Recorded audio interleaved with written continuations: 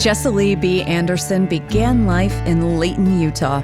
She grew up surrounded by a large, close-knit family that provided a loving foundation for her life. I had a wonderful childhood, a large extended family of cousins and aunts and uncles and grandparents and deep roots in the community. In no uncertain terms, Jesselie's parents impressed upon her and her 5 siblings the importance of an education. We knew we had to work hard in school or we were going to get in trouble at home because it was so important. Her love of politics and the political process comes from her father, who served the state legislature. Evenings around the dinner table were often forums for political issues. Campaigns and elections were very much our everyday conversation over dinner. I think it instilled in us that you have a voice, and if you participate, you can help make things happen.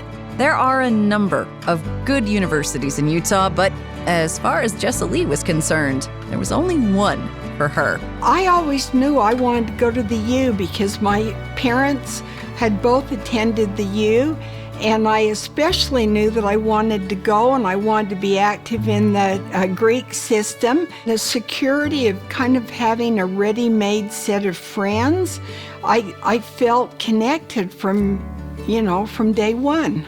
She majored in education and studied to be a teacher.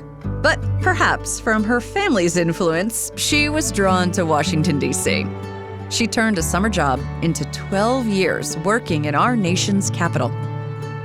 Wonderful experiences. I'm so glad that the U has the Hinckley Institute and the opportunities in a formal way to encourage that kind of an opportunity for young people. Jesselie has given freely of her energy and time to serve on so many boards and causes, from the Arts and Parks Preservation Committee to the zoo. Literally A to Z and so many in between. But it was her role on the board of the Natural History Museum of Utah that dramatically changed the face of the museum. It became very clear that the museum needed a proper museum building. We had priceless artifacts. There was no specialized heating or protection. Drawing upon her experience in government, Jesselie went back to Washington to get the funding for a new state-of-the-art museum. She found an ally in Congressman Jim Hansen. In the final session of his congressional career, on the final item of the final session of Congress, they were able to secure $10 million from the federal government.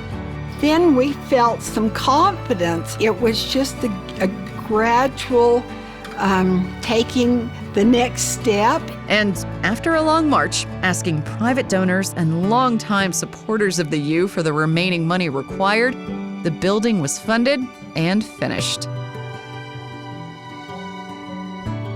The museum serves as a proper arbiter of the natural and cultural artifacts we hope to preserve long into the future. It has spread knowledge and joy across the state to people of all ages and backgrounds.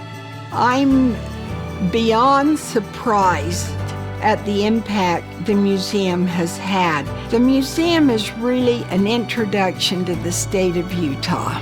After an education that blessed her life in so many ways, she is grateful to be recognized by the university where it all began.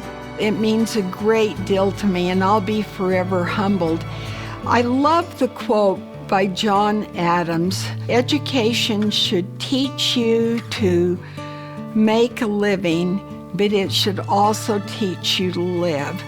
And my experience at the U really taught me how to live, and my life has been so much richer because of it. And the lives of so many Utahns are all the better because of Jesselie.